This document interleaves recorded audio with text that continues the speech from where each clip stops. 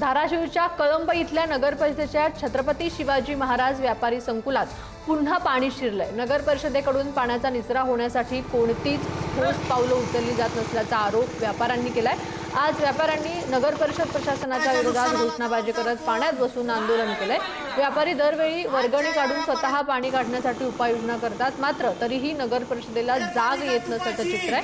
त्यामुळे नगर परिषदेने यावर काहीतरी कायमस्वरूपी उपाययोजना कराव्यात अशी मागणी केली आहे।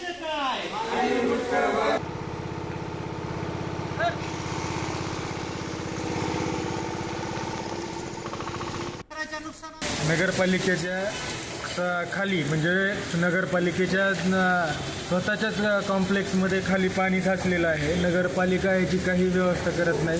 सर्व व्यापाऱ्यांचे आरोग्य धोक्यात आलेले आहे, व्यापाऱ्यांचे व्यवसाय बुडालेले आहेत आणि वारंवार आम्ही प्रशासनाला याचे नोटिफिकेशन देऊन सुद्धा त्यांनी वरून पडणारं पाणी बाहेर अजून काही काढलेले नाही।